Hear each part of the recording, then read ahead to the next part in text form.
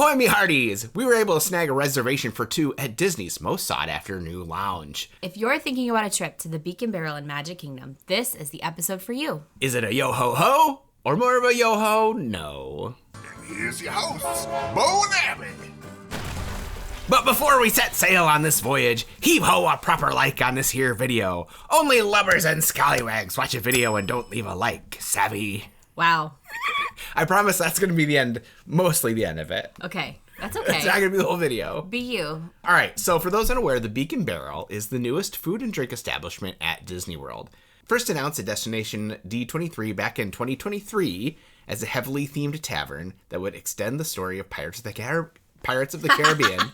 This is a lounge, not a restaurant, meaning it's mostly drinks with a limited food menu. Located next to Pirates of the Caribbean in Adventureland at Magic Kingdom, this is a pirate-themed bar, that's probably the last one, where shanties routinely break out, mermaids often attack, and a green parrot named Rummy keeps an eye on the place while its owner, Captain Mary, is off at sea.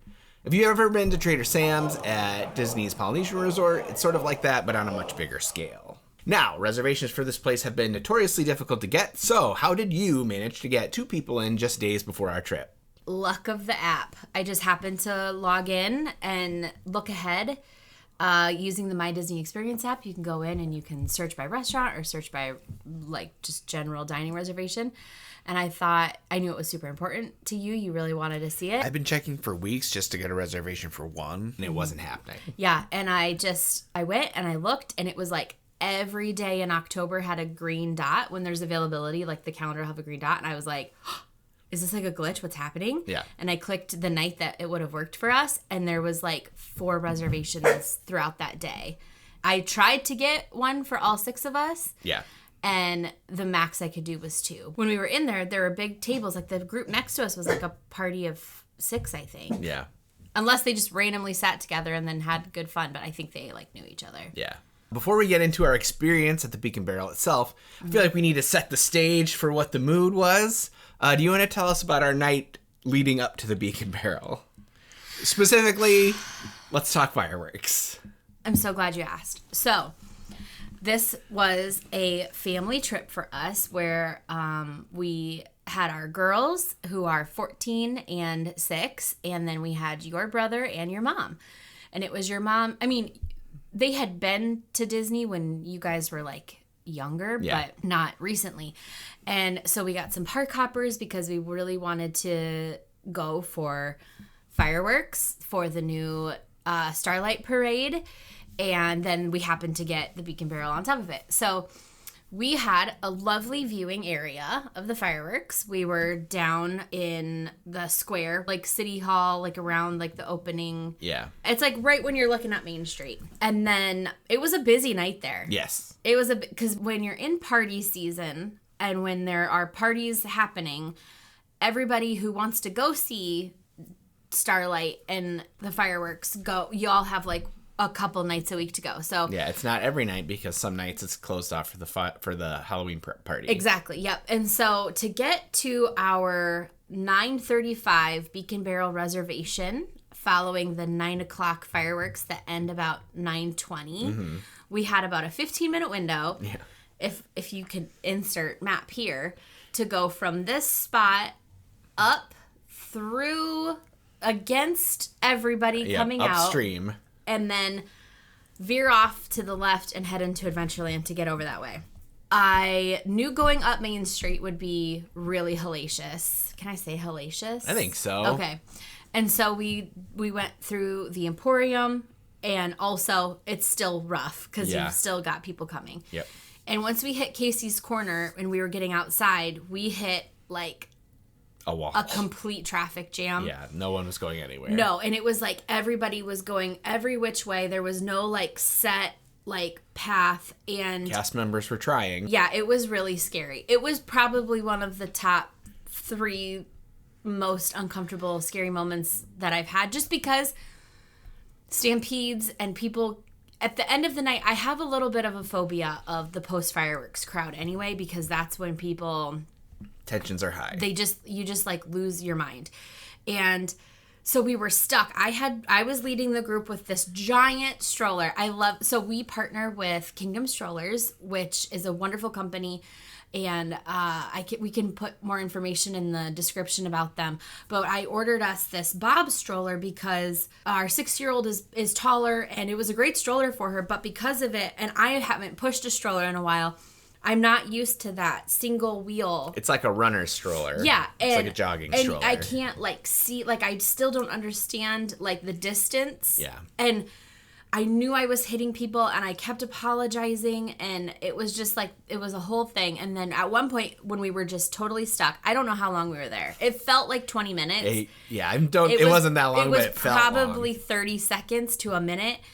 And we were it was so bad. And I started to do because I have anxiety and social anxiety and panic disorder. And so I started using my tools, and I'm okay, 5 things I can see, 4 things I can hear. I'm breathing. I'm in my body. And then all of a sudden, our stroller, the top comes flying over. And our 6-year-old sits up, and she goes... It's for the first time she had seen everybody. Yeah. It's the first time she has seen that we were in a crowd. Yeah, and she just goes, holy Gosh. this is a lot of people.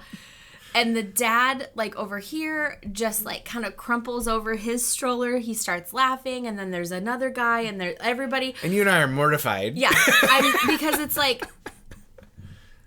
there are babies and kids and families, and we are... And she doesn't... she doesn't swear. This was her first, big swear. Yeah. It was just... I was, mortified. And there was a cast member... And she was laughing, and she's, trying to direct people, and... She's like, it's fine. It's fine. I'm sure that cast member's heard it all from And kids. I'm just, mortified. And I'm just okay, so now... And I also have to just stand in it. Yep. So, there's no running away from this embarrassment. I can't even run from it. I'm just, on top of all of that. Thankfully, it cut the tension, I think, for others. For me, it just, oh, my God. Yeah. But, I don't know. 4 hours later, it felt like we finally got out. Yeah. We finally got through it. And you still had, people were, Yeah, it was just... We broke through that initial barrier, and then we're still heading off towards Adventureland. And as still, is others. Yeah. People are also... You shouldn't run, but a lot of people were, very much speed walking to get to, walk on rides. And we parked the stroller. We left. Your mom and brother took the girls. They went to Pirates because our 14-year-old is very into the Pirates ride. Yep. That's her favorite.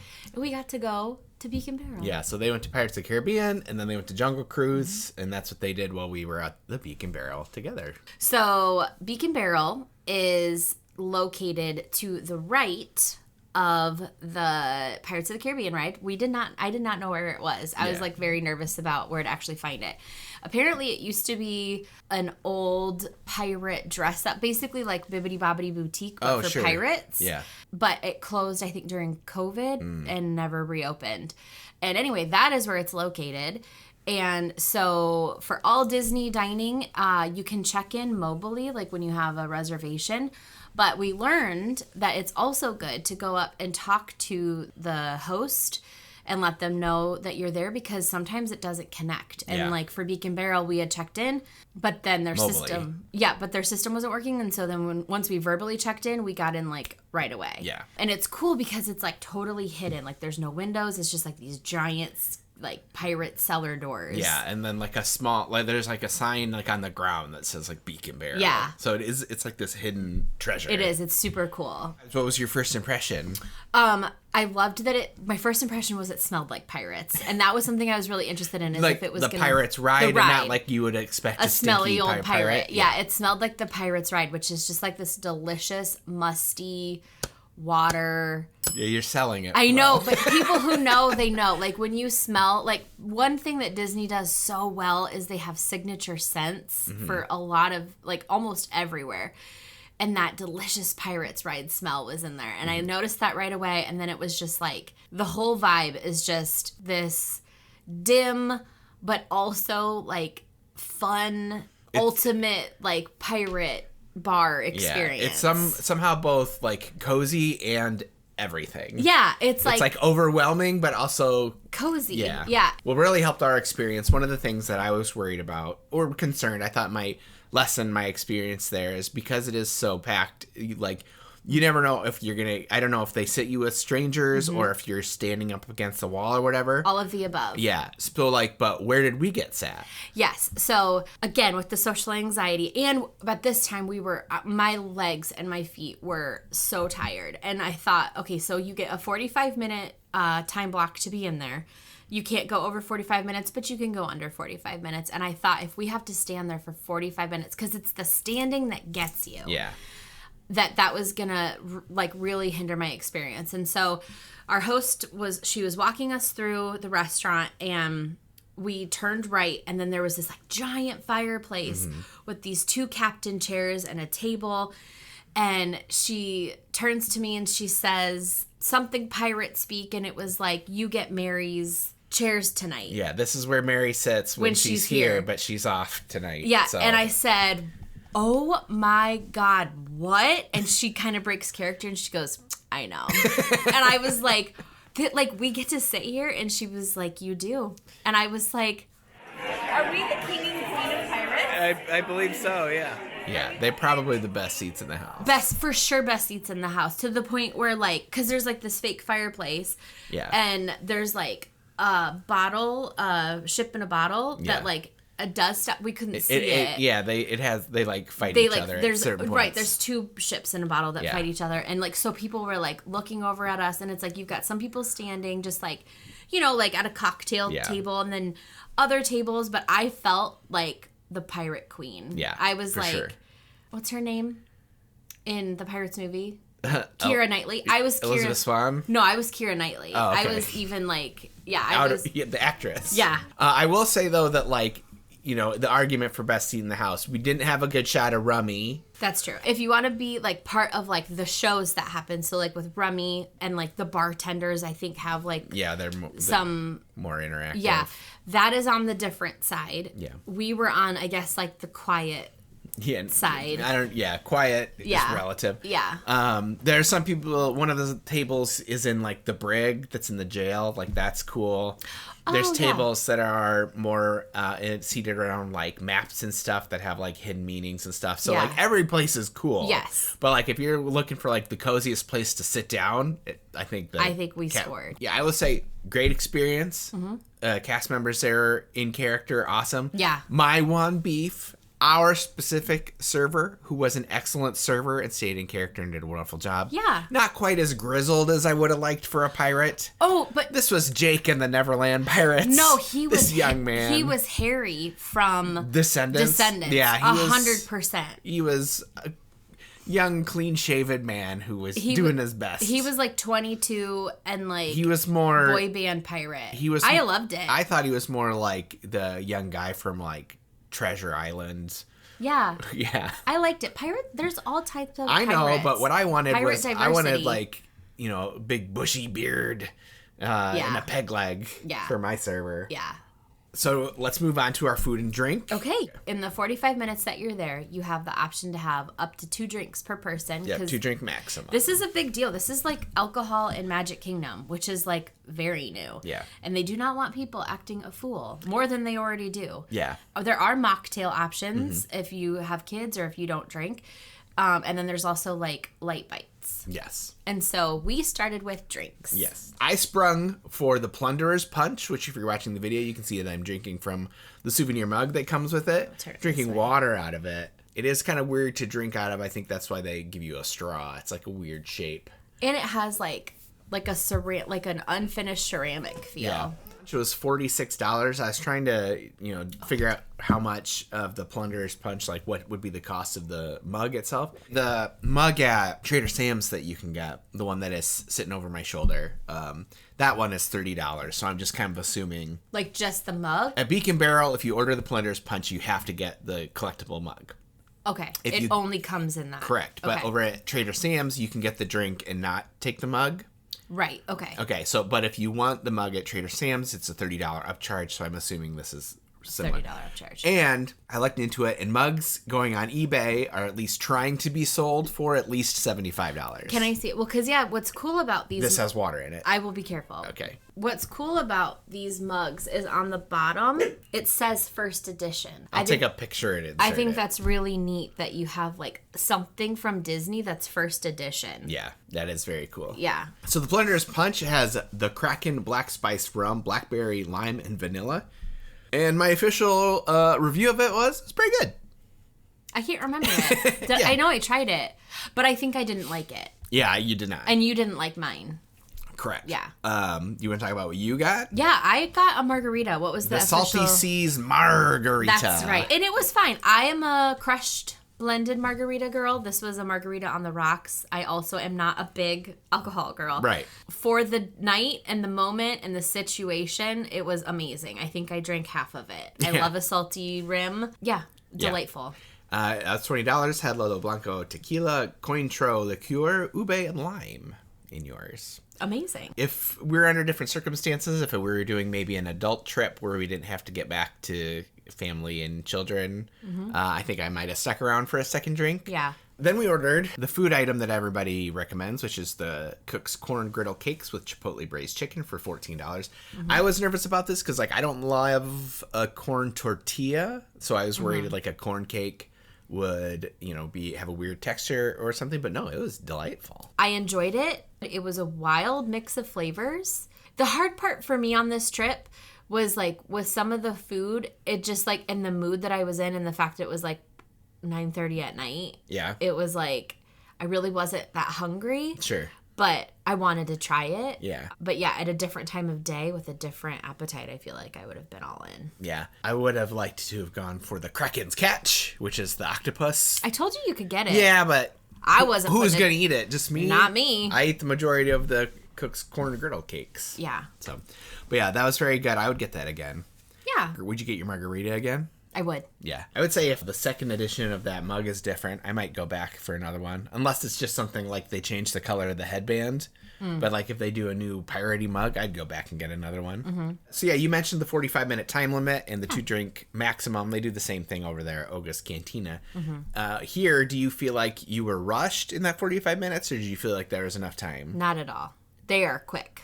Yeah, you did not feel rushed. I did not feel rushed. It was like we ordered our drinks, you know, they came in a decent time and like our food came. It wasn't like, here you go, now get out. It was like paced really nice.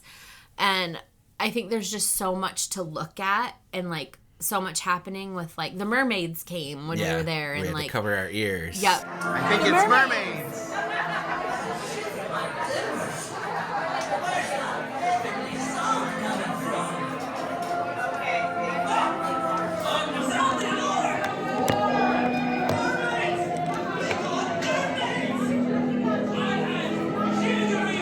Cover your ears. It's me, mermaids. But I love the mermaids. And like there's just like so many fun little things. I would say if you're going to just like chat with the person you're with. Yeah. There were many times where we were like talking about something and then it'd be like mermaid or like yar. Yeah, you're there for the show. Yeah, and you're there to be part of it. Yeah, this just, isn't like a relaxing, quiet time. It's like you go and you're like there and you're waiting for what's gonna happen next. It's not like it's not a people mover situation. And I would say like everything you've seen online about like the events that happen, they happen regularly enough that they will happen in your 45 minutes time. Like I don't think there's anything, you know, we got the mermaids, we got Yoho, there's a pirate. I think the only thing we maybe didn't get is that there's occasionally like a hurricane attack or something like that.